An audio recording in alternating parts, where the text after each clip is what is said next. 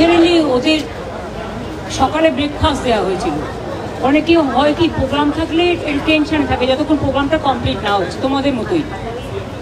সেই জন্য ওরা ক্ষুধার্ত ছিল এবং অনেকে ডিহাইড্রেশন টাইপের একটু টেন্ডেন্সি ছিল।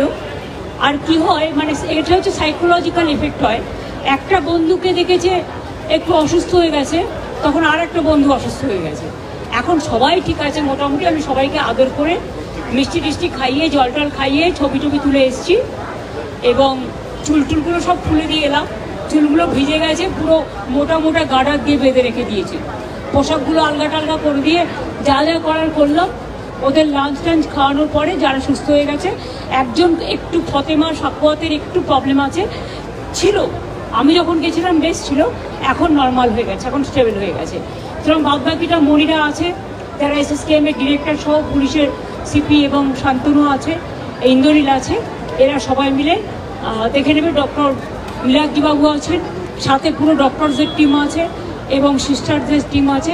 সকলে তাদের সাধ্যমতো চেষ্টা করে বাচ্চাদের ভালোবেসে আর কি, ভালোবেসে অর্ধেক লোক ভালো হয়ে যায়। আমি প্রথমে ওরা এসেছিল 37-38 জন নাকি 39 জন, তার মধ্যে একজন একটু টেনশন বেশি করছিল। আমি ওর কাছে প্রায় 10 মিনিট মাথায় হাত বুলিয়ে টুলিয়ে দিয়েছি, চুলটুল খুলে টুলে দিয়েছি, এখন স্টেবল হয়ে গেছে, সবাই ভালো আছে। আসলে সকাল থেকে করেছে কি ওরা ব্রেকফাস্টটা দেয়, অনেকে খায় না। আজকালকার বাচ্চাদের প্রবলেম হয়ে গেছে, ডায়েটিং করে এমন একটা হয়ে গেছে না যে খাবারটা ঠিক মতো খায় না। ফলে আরে বন্ধুদের একটা সলিডারিটিও আছে, একটা বন্ধুকে দেখছি অসুস্থ হয়ে গেছে, আর একটা বন্ধু অসুস্থ হয়ে গেছে। সুতরাং আমি সবার সাথে ইন্ডিভিজুয়াল দেখা করেছি। না না, যেমন রামকৃষ্ণ মিশনের মালদার আছে কিছু, সব ভালো আছে। 2 হচ্ছে সাকুয়াতের আছে, 3 হচ্ছে ভবানীপুর আছে, 3-4 জন আছে, আর আছে আলিপুরদুয়ার আছে। সেটা ডাক্তাররা ঠিক করবেন, আমি দেখে এসে স্টেবল আছে, সেটা মনি বলতে পারে। মনি বলো।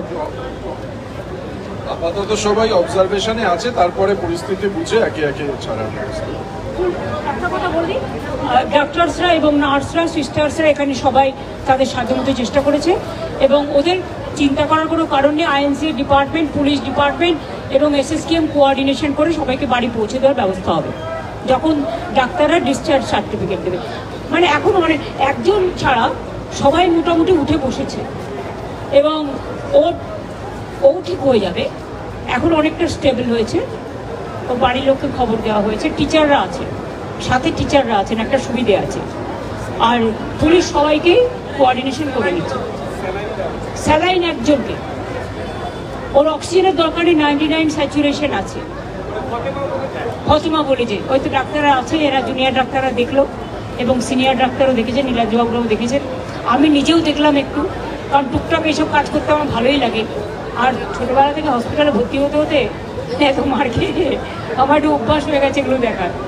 সুতরাং না, এখন কোনো প্রশ্ন নয়, ওরা ভালো থাকুক, সুস্থ থাকুক, আমি এটা চাই। আজকে ইন্ডিপেন্ডেন্স ডেতে সবাইকে শুভকামনা।